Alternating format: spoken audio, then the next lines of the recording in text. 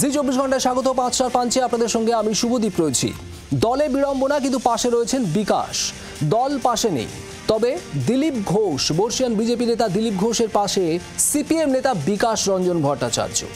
রাজনীতিতে ব্যক্তিগত সম্পর্ক থাকবেই, দিলীপ বাবুর জগন্নাথ মন্দিরে যাওয়ার মধ্যে কোনো অন্যায় নেই। দিলীপ ঘোষ দলের লাইন মেনেই যা করার করেছেন বলছেন বিকাশ রঞ্জন ভট্টাচার্য। বিকাশ রঞ্জন ভট্টাচার্য ঠিক কি বলেছেন আপনাদের শোনাবো। দিলীপ বাবু যা করেছেন তিনি তার দলীয় আদর্শ নীতি মেনেই করেছেন, এটা আমার নিজস্ব উপলব্ধি। জগন্নাথ মন্দির প্রতিষ্ঠা সরকারি টাকায়, এটা একটা সরাসরিভাবে আরএসএস নির্দেশিত পথ। দিলীপ বাবু একজন আরএসএসের একনিষ্ঠ কর্মী, তিনি গিয়েছেন।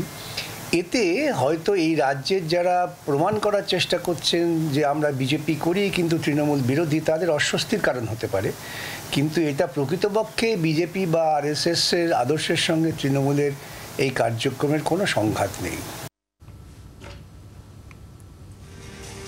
এই নিয়ে আমরা আজ আলোচনা করব। আমার সঙ্গে যারা রয়েছেন আমি একটু আলাপ করিয়ে দিই। তৃণমূল কংগ্রেসের সমর্থক ভাস্কর সিংহ রায় রয়েছেন আমার সঙ্গে, আর আমার ডান দিকে রয়েছেন শিক্ষাবিদ কাজী মাসুম আক্তার, এবং সিপিএমের তরফে রয়েছেন শুভজিৎ সরকার। আপনাদের সবাইকেই স্বাগত। আমি ভাস্কর বাবুর কাছে সবার আগে যাব। জগন্নাথ মন্দির দীঘায় দিলীপ ঘোষ যাওয়ার পর থেকে তৃণমূল কংগ্রেস দিলীপ ঘোষের পাশে ছিল। এবার সিপিআইএম নেতা বিকাশ রঞ্জন ভট্টাচার্য দিলীপ ঘোষের পাশে দাঁড়ালেন, কিভাবে দেখছেন? দিলীপ বাবুর অবস্থানটা দিলীপ বাবুই নির্দেশ করবেন।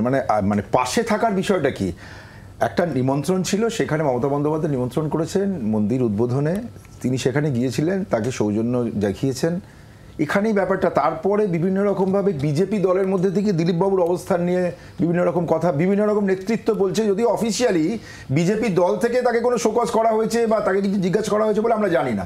এই গণমাধ্যমে বিভিন্ন সময় এই নেতা এই বললেন, সেই নেতা সেই বললেন, উনিও এই বললেন, এটা শোনা যাচ্ছে, কিন্তু এটা জানা যায়নি। আর অবাক হয়ে যাচ্ছে যে বিকাশবাবু দিলীপ বাবুর অবস্থানটার বিশ্লেষণ করছেন বা বলছেন যে দিলীপ বাবুর অবস্থানটা সঠিক, উনার দলের নীতি মেনে টেনে। এই ব্যাপারগুলো মানে বিকাশবাবু কেন বলছে সেটা বিকাশবাবুই বলতে পারবেন। তৃণমূল এবং আরএসএস এর নীতি মানে আমি জানি না। দেখুন, বিকাশবাবু তৃণমূলের আদর্শ নীতি, আরএসএস এর আদর্শ নীতি কি জানেন না, এবং আজকে মানে দিলীপ বাবুর অবস্থানটা বিকাশবাবুকে মানে বিশ্লেষণ করে বলতে হচ্ছে, এটাও একটা অদ্ভুত বিষয়।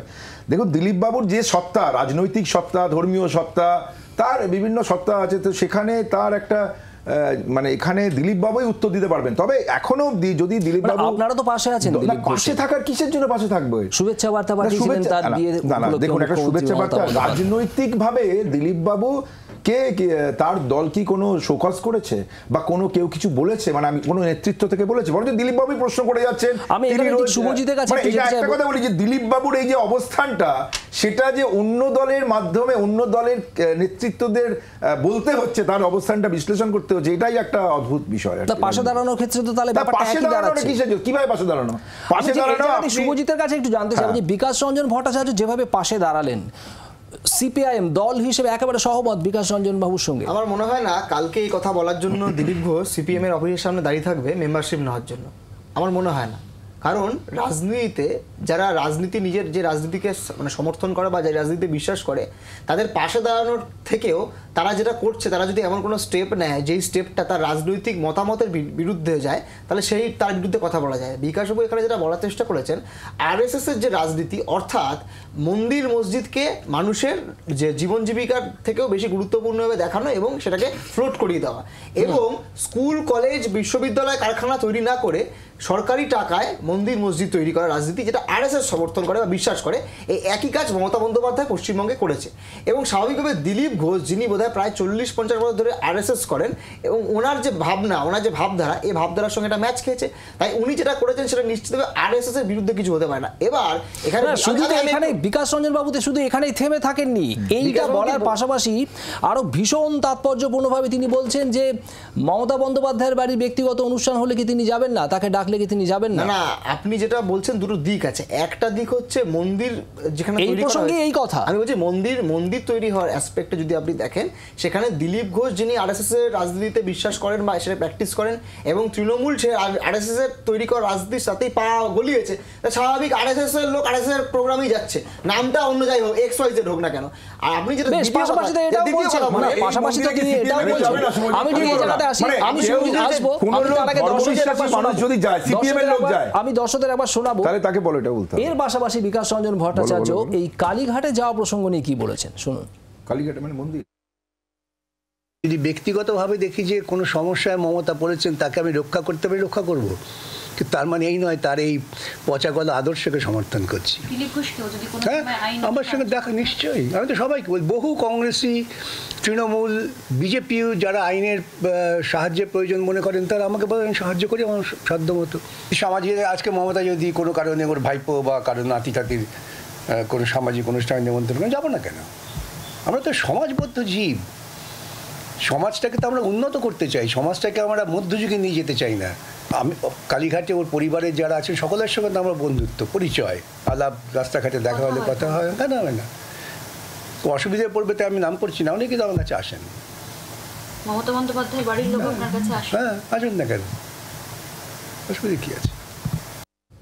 শুভজিৎ, না দেখুন, রাজনীতিতে তো যদি একটা রাজনৈতিক দল আমার সঙ্গে যদি ভাস্করবাবুর সম্পর্ক রাজনৈতিক বিরোধ থাকে, তার মানে এই নয় যে আমার পার্সোনাল রিলেশন আমার সঙ্গে খারাপ থাকবে। অবশ্যই। ধরুন আমার কোনো অ্যাসপেক্টে মনে হলো ভাস্করবাবুর দল রাজ্যে ক্ষমতায় আছে, আমরা বিরোধী, কিন্তু ভাস্করবাবুর এমন কোনো প্রজেক্ট বা এমন আমি শুধু একটাই কথা জানতে চাইছি শুভজিৎ, সিপিআইএম এর সমস্যা বাড়ালেন কি বিকাশ রঞ্জন ভট্টাচার্য? বলে মনে হয় না। আমি একটু শেষ করি বলি, ধরুন বাংলার কোনো প্রজেক্ট বা বাংলায় কোনো উন্নয়নের মানে সার্বিক সত্যিকারের উন্নয়নের স্বার্থে যদি দেশের সরকারও ডাক দেয়, রাজ্য সরকারও ডাক দেয়, এতে যদি সিপিআইএম রাজনৈতিক দল হিসেবে সেই যদি মনে হয় যে মানুষের জন্য সে কাজ হচ্ছে, তার পাশে দাঁড়ানো না দাঁড়ানোর কি? তার মানে এই নয় দলের কোনো শৃঙ্খলা ভেঙেছেন, এটা একটু বলুন না। দিলীপ বাবু কি আমি জানি না, দুটোকে রিলেট করা যাচ্ছে? আমার তো মনে হয় না বিকাশ বাবু এখানে ভুল কিছু কথা বলেছেন। জগন্নাথ মন্দিরে ঠিক করেছেন, সেখানে কোনো উন্নয়নের স্বার্থে বা ব্যক্তিগত প্রয়োজনে তো তাকে ডাকা হয়নি। আমি বললাম যে দিলীপ ঘোষ যেটা করেছে এটা আরএসএস এর কাজ, এবং আরএসএস যে কাজ যেটা মমতা বন্দ্যোপাধ্যায় সেটা আরএসএস এর কাজ। স্বাভাবিকভাবে শুভেন্দু অধিকারীকে ডাকেনি বলে, দিলীপ ঘোষকে ডেকেছে বলে এই নিয়ে কি আসছে? ডাকা হয়েছিল, তাকেও আমন্ত্রণ করা হয়েছে, তিনি আমন্ত্রণ গ্রহণ করেননি। কাজী মাসুম আক্তার, সকলকেই ডাকা হয়েছে। এটা তো ঠিক যে সৌজন্যের রাজনীতির কথা যদি আমরা বলি, সেটারও একটা বড় সড়ো দিক খুলে দিলেন বিকাশ রঞ্জন ভট্টাচার্য। দেখুন, আমি খুব গুরুত্বপূর্ণ কথাতে যাই। আমাদের পেহেলগাঁওয়ে সন্ত্রাস আছে, ভারত পাকিস্তান যুদ্ধ ভাব আছে, কদিন আগেও 15 জন মারা গেল ঝুলে পুড়ে আমাদের বড় বাজারে, খবর আছে। তারপরেও 3 দিন হয়ে গেছে। জাস্ট ইন্টারেস্টিং ব্যাপার শুনুন, পরপর 3 দিনই আমি এই পাঞ্চে এসেছি, 5টার পাঞ্চে, 5:30। হ্যাঁ 5:30টার পাঞ্চে, ওই 5টার পাঞ্চ পরে দিলীপবাবু প্রাসঙ্গিক হয়ে আছে। This is important. 3 দিন কেটে গেছে, 3 দিন উদ্বোধনের পর কেটে গেছে, তারপরে জগন্নাথ মন্দিরে নিয়ে কোনো আলোচনা নেই। দিলীপ বাবুকে ঠিক করেছেন? একটু বলতে দিন। জগন্নাথ দেবের আরাধনা নেই। ছোট্ট উত্তর চাই। আমি এই জায়গাটা আমি পুরো আপনাকে সময় দেব। উত্তর দাদা আমাকে বলতে দিন। জগন্নাথ দেবের আরাধনা নেই, মন্দিরের গর্ভগৃহে উপাসনা নেই, দীঘার কালচারাল হাবের উন্মাদনা নেই, সব কিছু বিড়ম্বনে পরিণত করেছে কোন ঘটনায়? দিলীপ ঘোষের ঘটনায়। আমি পরিষ্কার করে বলছি, দিলীপ ঘোষ যেটা করতে গিয়েছিল, দিলীপ ঘোষ তার প্রাসঙ্গিকতা খুঁজে পেয়ে গেছে। টিআরপি দিলীপ ঘোষের কাছে গেছে। আমি বিস্মিত হয়ে যাচ্ছি যে একটা দল, একটা রাজনৈতিক দল, তার দলের একজন নেতা যে সে এত সাফল্য এনে দিয়েছে, ন্যূনতম কৃতজ্ঞতা, ন্যূনতম শ্রদ্ধা, যাকে দেখে নরেন্দ্র মোদীকে দিল্লিতে দেখে, আর দিলীপ ঘোষ যখন ক্ষমতায় ছিল, সভাপতি ছিলেন, তাকে দেখে এখন সুকান্ত মজুমদারকে মানতে হবে সভাপতি। যারা নতুন করে বিজেপিতে ঢুকেছে, ন্যূনতম কৃতজ্ঞতা বোধ নেই। এরাই তো পাল্টি খেতে পারে সিপিএম থেকে তৃণমূল থেকে বিজেপিতে, এত দ্রুত পাল্টি খেতে পারে। এই মানে আপনি কাদের কথা বলছেন? শুভেন্দু অধিকারী? আমি সেই লোকদের কথা বলছি। আজকে দরকার ছিল শুভেন্দু বাবু তৃণমূল থেকে গেছেন, ওনার সাথে এই দিলীপ বাবুকে মধ্যিখানে জড়িয়ে দিয়ে সুকান্তবাবু হাততালি দিচ্ছে আর বাকিরা হাততালি দিচ্ছে। এটা ছিল বিজেপির ইতিবাচক কাজ, আমি আজও পর্যন্ত দেখতে পাইনি। উল্টে বলা হচ্ছে দিলীপ বাবুটা কি ভোগী। উনি খুব মজার কথা বলে জানেন, এর সাথে ওই আব্দুর রেজ্জাকের ওই মিল খুঁজে পাই, সিপিএমের আব্দুর রেজ্জাক মোল্লা। উনি কি বললেন, ওনাকে যখন ভোগী বলেছেন, উনি উত্তরে কি বলছেন যে আরে মশাই আমাকে কি ভোগী বলছেন, আমি তো বেসিক্যালি ত্যাগিয়া। ওরা মলমূত্র ত্যাগ ছাড়া জীবনে কোনোদিন ত্যাগ করেনি। ইন্টারেস্টিং কথা, ওরা শুধু মলমূত্র ত্যাগ করা শিখেছে। নির্যাস কি? আমি আপনাকে বলি, দিলীপ ঘোষ সম্পর্কে বিকাশ বাবু যেটা বলেছে কারেক্ট বলেছে। কি কারেক্ট বলেছে? একদম কারেক্ট বলছি, বলতে দিন।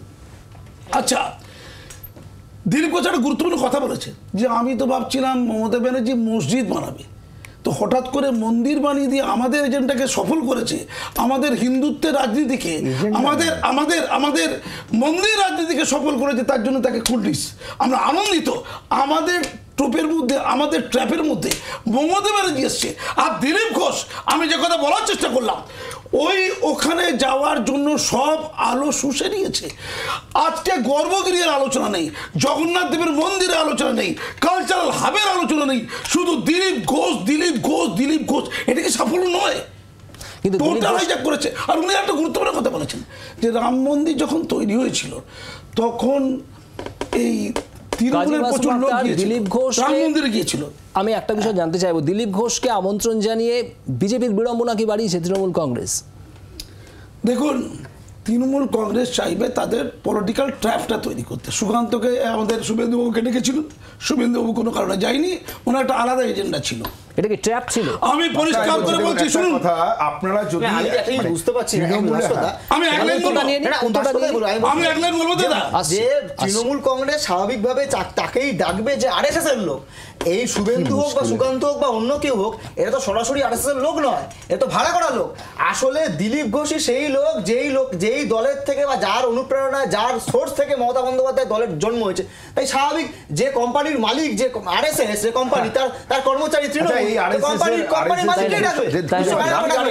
জগন্নাথ দেবের মন্দির তৈরি আরএসএস এর এজেন্ডা কিনা আমি জানি না। আপনি আপনাকে বলছি এটা তো অনেকদিন আগে থেকে তৈরি হচ্ছে, এটা তো কালকে থেকে তৈরি হয়নি যে পরশুদিন তৈরি হয়েছে, শুরু হয়েছে, তারপরের দিন হয়ে গেছে। এতদিন ধরে হওয়ার পরে এই যে মন্দির নিয়ে সাধারণ মানুষের যে উন্মাদনা, সাধারণ মানুষের যে আকর্ষণ, এই জায়গাটা এবং খুব সুন্দরভাবে তৈরি হয়েছে, এটার সাফল্যটা এটা মানুষের কাছে, মানুষের জন্যই সবকিছু। এই মানুষ চেয়েছে, মানুষের চাহিদাতে এটা হয়েছে, তার জন্য বিভিন্ন দল, বিজেপির একটা বড় অংশের নয়, বিজেপির মধ্যে কয়েকজন যারা নিজেদের অস্তিত্বের সংকটের মধ্যে রয়েছেন, আমি আবার বলছি অস্তিত্বের সংকটের মধ্যে রয়েছেন, তারা আক্রমণ করছে এমন ভাবে, সেটা কি তাদের দল অ্যাপ্রুভ করেছে? এই তারা বলছে আমি একটা দলীয় শৃঙ্খলা না মেনে যদি কেউ কোথাও গিয়ে থাকে তাকে দল থেকে শোকজ করা হবে, সাসপেন্ড করা হবে, ইত্যাদি করা হবে। কিন্তু কোনো ব্যক্তি, কোনো একজন নেতা, তিনি একজন মিডিয়ার সামনে একটা কথা বললেন, দিলীপ বাবু তার নামে আরেকটা কথা বললেন, এইগুলো করলেন, এটা করে একটা খবরে রাখছে কিছু মিডিয়া। কিন্তু এটা করে না যে তৃণমূল কংগ্রেসের এরকম অভাব পড়েনি যে তৃণমূল কংগ্রেস দিলীপ ঘোষকে নিয়ে রাজনীতি করবে, কারণ এই রাজনীতির প্রশ্ন নেই।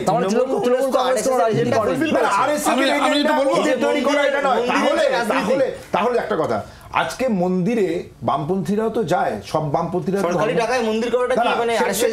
সেটা অন্য আলোচনা, কিন্তু এই মন্দিরটা করার ক্ষেত্রে এখানে তো বামপন্থীরাও যাবে, দীঘাতেরা যাবে, বামপন্থী কেন, যে পন্থী যায়, তারপরে কি তারা সরকারি টাকা হয়ে গেল?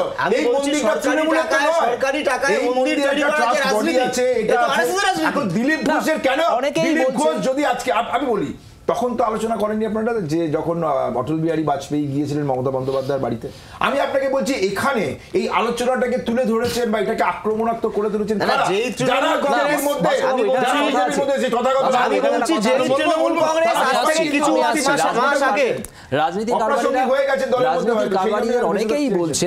অনেকেই বলছেন যে এটা একটা তৃণমূলের মাস্টার স্ট্রোক ছিল দিলীপ ঘোষকে আমন্ত্রণ জানানো। দিলীপ ঘোষ কোনো পদে নেই এই মুহূর্তে। দিলীপ ঘোষ, আপনি অটল বিহারী বাজপেয়ী এবং মমতা বন্দ্যোপাধ্যায়ের কথা বলে, কিন্তু দিলীপ ঘোষ এই মুহূর্তে কোনো পদে নেই। দিলীপ ঘোষ একজন রাজনৈতিক নেতা, ব্যাস এইটুকুই। কিন্তু দিলীপ ঘোষকে আমন্ত্রণ জানানো হলে এবং সেই ট্র্যাপে আচ্ছা, দিলীপ ঘোষের কিছুদিন আগে তো বিবাহ হলো, সেটা নিয়ে যা চর্চা হয়েছে, তাতে টিয়ার না বলতে দিন, আপনার বিয়ে হলে কি চর্চা হবে নাকি? চুপ করে থাকুন নাকি? দিলীপ ঘোষের বিয়েটা এত চর্চা, সে আম্বানির ছেলের বিয়ের পরে মনে হয় দিলীপ ঘোষের বিয়ে হলো। আমরা বঙ্গবাসী করেছি তো, তার প্রাসঙ্গিকতা আছে, তার পদ না থাকতে পারে। আমি একটা অন্য কথা বলতে চাইছি, খুব খেয়াল করে দেখলেন ওখানে দিলীপ ঘোষের নামে তৃণমূলের কর্মীরা জয়ধ্বনি দিচ্ছে, দিলীপ ঘোষ দাঁড়ান, দিলীপ ঘোষ জিন্দাবাদ। আপনাকে একটা কথা বলে রাখি, দিলীপ ঘোষ যদি বিজেপিতে তার কাজের মধ্যে ঢুকে যায়, পদ নিয়ে থেকে যায়, এটা ড্যামেজ হবে তৃণমূলে। কারণ কদিন আগেই দিলীপ ঘোষ জিন্দাবাদ বলতে বাধ্য করেছে দিলীপ ঘোষ। আমি আপনাকে বলি দিলীপ ঘোষ জিন্দাবাদ কেন? আচ্ছা দিলীপ ঘোষ জিন্দাবাদ হলো আপনি বলুন দিলীপ ঘোষকে ইনভাইট করেছে সঞ্চালককে একটা কথা, 1 মিনিট, দিলীপ ঘোষকে ইনভাইট করেছে গেছে জিন্দাবাদ হলো। জগন্নাথ মন্দিরের উদ্বোধনে যাওয়াটা কি বিজেপির দলের কাছ থেকে মানে পারমিশন নিয়ে যাওয়ার কথা ছিল কি? এরকম কোনো নির্দেশ দিলীপ ঘোষকে বলে শুনে দিন। দিলীপ ঘোষ বলেছে ওইখানে যাওয়াটাকে, আজকে দিলীপ ঘোষ কথা বললেন, আজকে বিজেপির অনেক নেতাই হয়তো যেতেন বা যাবেন ইত্যাদি, তাদের যাওয়ার জন্য সেটা কিন্তু আলোচনা হবে না। এটা যারা করছে, আমি বারবার বলছি দিলীপ ঘোষের জনপ্রিয়তা আছে, আজকে কিছু না থাকলেও তার হেরে গেলেও তার কিন্তু বিজেপিতে দলের মধ্যে কোনো পদে না থাকলেও তার জনপ্রিয়তা আছে। এই জনপ্রিয়তাটাকে অনেকে সহ্য করতে পারছেন না, যারা এই জায়গা থেকে মমতা বন্দ্যোপাধ্যায়ের আমন্ত্রণে তাহলে যাওয়া, এটা কোনো রাজনৈতিক কোনো মানে ইয়ে ছিল না, আজকে কোনো রাজনৈতিক বিষয় ছিল যে মমতা বন্দ্যোপাধ্যায় কথা বলবো। আপনি একটু উত্তর দিন তোমাকে। আচ্ছা দিলীপ ঘোষকে ইনভাইট করেছে, ধরুন আমাকে কেউ ইনভাইট করেছে, আমি গেলাম, গিয়ে ইনভিটেশন রাখলাম, সৌজন্য রাখলাম, হঠাৎ করে জিন্দাবাদ জিন্দাবাদ হবে কি? পলিটিক্যাল লোকেরা জিন্দাবাদ না, বুঝুন আসলে তারা মনে করেছে দিলীপ ঘোষকে জয়লাভ করেছি, দিলীপ ঘোষকে উল্টো পলিটিক্স, বিজেপিতে ভাঙন ধরানো কৌশল, তৃণমূলের মধ্যে বিজেপিতে ভাঙন ধরানোর কৌশল, বিজেপিতে ভাঙন ধরানোর কৌশল। পদক্ষেপ হলো না তো, ভাঙন তো ধরেছে, তার কারণ একেবারে আড়াআড়ি দুটো ভাগ হয়ে গেছে গোটা বিজেপির ভিতরে। দিলীপ ঘোষ ঠিক করেছেন, দিলীপ ঘোষ ঠিক করেননি, আজও দিলীপ ঘোষকে তোপ দেবেছেন। শোনেন দিলীপ ঘোষ বলে আমার কর্মসূচি আমি তৈরি করি বলেছে তো, সেটা তার বক্তব্য। আমি আপনাকে বলছি এই মুহূর্তে যদি দিলীপ ঘোষকে সভাপতি করে দেয়, সবাই দেখবেন দিলীপ ঘোষ বিজেপি ঘুরে। শুভজিৎ বলছেন যে এটা খুব সূক্ষ্ম চাল বিকাশ রঞ্জন ভট্টাচার্য, যাতে এই ভাঙনটা আরো একটু তীব্র হয়, ফাটলটা আরো একটু বাড়ে বিজেপির ভিতরে। আমি তোমাকে বলছি এটা তোমার প্রসেসটা বুঝতে হবে। কি প্রসেসটা হচ্ছে তৃণমূল কংগ্রেস বুঝতে পেরেছে যে 2021-এর নির্বাচনের সময় উপলব্ধি করেছে যে পশ্চিমবঙ্গে যদি তৃণমূলের সঙ্গে অন্য কোনো দলের লড়াই হয়, যে দল ধর্মনিরপেক্ষ এবং গণতন্ত্রে বিশ্বাস করে, তাহলে তৃণমূলের পক্ষে এই নির্বাচন পার করা সম্ভব হবে না। তাই তৃণমূল কী করলো, 2021 সালে বিজেপি নামক দলটাকে আমদানি করে নিয়ে চলে গেলো। এবং এই পুরোটার পিছনে কি রয়েছে, যাতে এই বিরোধীদের মধ্যে একটা বিভাজন তৈরি হলো। নির্দিষ্টভাবে পশ্চিমবঙ্গের সিংহভাগ মানুষ, প্রায় 60%-এর কাছাকাছি মানুষ বিজেপি দেখলেই ভোটটা দেবে না। এই জন্য কি বিজেপিকে নিয়ে আস। আবার এখন কি, এখন যখন প্রসেসটা এই জায়গায় চলে গেল যে বিজেপি আর দরকার নেই, তো ছেড়ে দাও। এবার সরাসরি তৃণমূলকে কি করতে হবে, তৃণমূলকে আরএসএস এজেন্ডা ফুলফিল করতে হবে। কারণ 1998 সালে যখন তৃণমূল এই রাজ্যে তৈরি হচ্ছে, তার পিছনে আরএসএস এর মদত ছিল এবং আরএসএস এর একদম অনুমোদনে, আরএসএস এর নির্দেশে এই রাজ্যে তৃণমূল তৈরি হয়েছিল, যাতে এই রাজ্যের যে বামপন্থী চিন্তাধারার যে আবহাওয়া, এই রাজ্যের যে ধর্মনিরপেক্ষতার আবহাওয়া, এই যে সোশিও ফেব্রিক, এই যে কালচারাল ফেব্রিক, এই ফেব্রিক যাতে নষ্ট করা যায়। স্বাভাবিকভাবে নিজে তো বিজেপি করতে পারবে না, বিজেপি বিষয়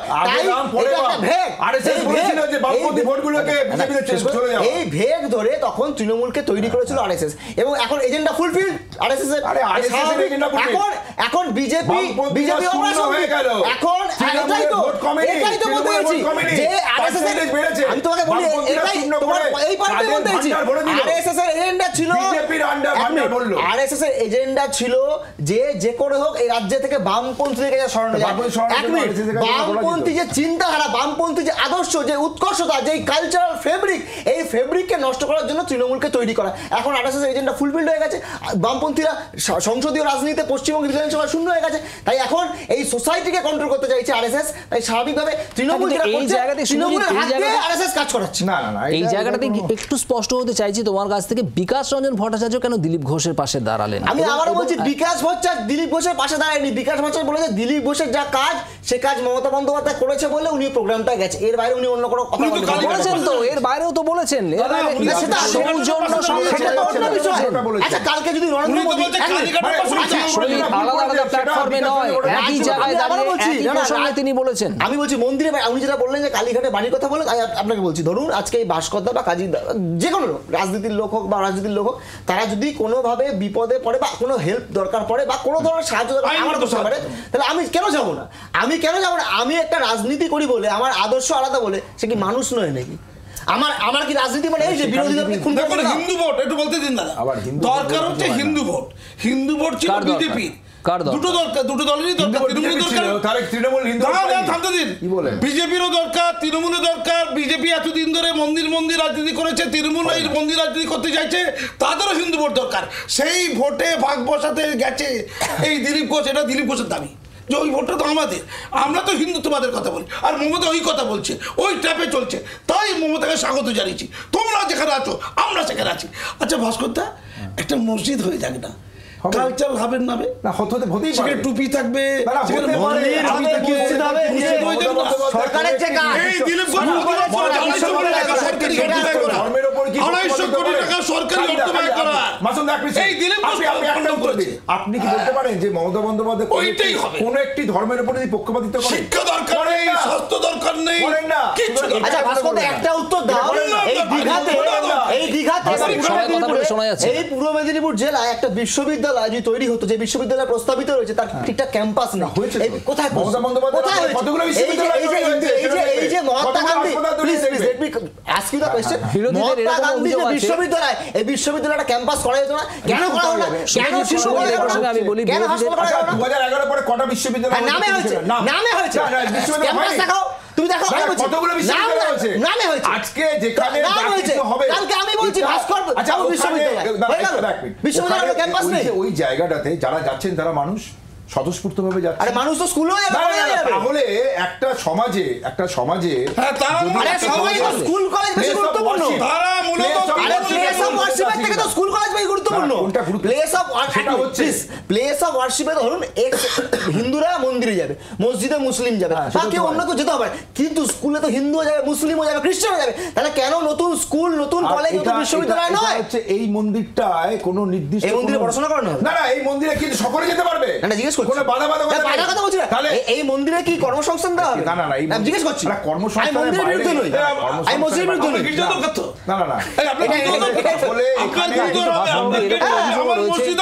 এরকম অভিযোগ বিরোধীরা করেন যে দিলীপ ঘোষকে ডাকা হয়েছে জগন্নাথ মন্দিরের উদ্বোধনের দিন, ঠিক আছে, কিন্তু অনেক জায়গায় অনেক প্রশাসনিক বৈঠক, অনেক প্রকল্পের উদ্বোধনে স্থানীয় জনপ্রতিনিধি বিরোধী দলের হলে তাকে ডাকা হয় না। এরকম অভিযোগ একাধিকবার বিভিন্ন জায়গায় রয়েছে। যদিও সেখানে অভিযোগ করে বিজেপি দলের অভিযোগ নয়, বিজেপি দলের যদি অভিযোগ করে, বিজেপি দলের এমনই অবস্থা তারা আজকে বলতে পারবে না তাদের নির্বাচিত বিধায়কের সংখ্যা কত। আপনি একটা জায়গায় বিজেপি লোককে জিজ্ঞেস করছেন, সেটা তো অন্য প্রসঙ্গ, সেটা তো অন্য প্রসঙ্গ, কিন্তু আপনি বলছেন যে এই প্রশাসনিক বিষয়। আমি আপনাকে বলছি, কোন আলোচনা ক্ষেত্রে বিধানসভার মধ্যে বিরোধী দলের নেতা শুভেন্দু অধিকারী বারবার বিশৃঙ্খলা সৃষ্টি করেন, ওয়াকআউট করেন, আলোচনা করেন না। সুতরাং বিধানসভা থেকে শুরু হচ্ছে। আপনি বলছেন এখানে গঠনমূলক কোনো বিরোধিতা করে না বিজেপি নামক যে দলটি রয়েছে, এবং আমাদের দুর্ভাগ্য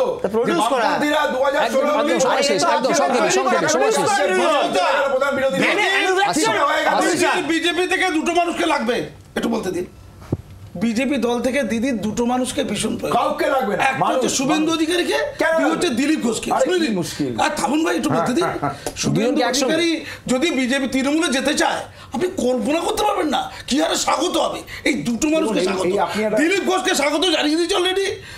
দিলীপ ঘোষ জানাইনি, স্বাগত বলছে। কি মুশকিল ব্যাপার, আমি পেতে রেখেছি, আমি আসন পেতে রেখেছি। সেটা কি দলে ধুলো ফেলবে কি না? দলে কোনো স্বাগত জানানো মানে কি আসন পেতে রেখেছি। তাহলে কি ইঙ্গিতে দিলীপ ঘোষের জন্য তৃণমূল দরজা খুলে রেখেছে? তাহলে না শুভেন্দু অধিকারীর জন্য দরজা খুলে রেখেছে। এই বিতর্কের শেষ নেই, সময়ের সাথে সাথে এই বিতর্কের হয়তো উত্তর পাওয়া যাবে, কিন্তু একটা বিষয় ঠিক, এটা মানতেই হবে। দিলীপ ঘোষ যে কারণেই যান, গিয়ে ঠিক করুন বা না করুন, বিকাশ রঞ্জন ভট্টাচার্য পাশে থাকুন বা না থাকুন, এই যে সৌজন্যের বার্তা তিনি দিলেন, অর্থাৎ রাজনৈতিক বিরোধিতা একদিকে, সৌজন্য আরেক জায়গায়, এই দুটোকে ব্যালেন্স করে কি চলতে পারবেন সমস্ত দলের রাজনৈতিক নেতারাই আগামী দিনে? সেটাই কিন্তু আমাদের দেখার। আমার সঙ্গে যারা ছিলেন আজকে সবাইকে ধন্যবাদ। এই অনুষ্ঠান এখানে শেষ করছি। রয়েছে আরও খবর, নজর রাখুন জি 24 ঘন্টায়। বাংলার আওয়াজ, বাঙালির আবেগ, জি 24 ঘন্টা।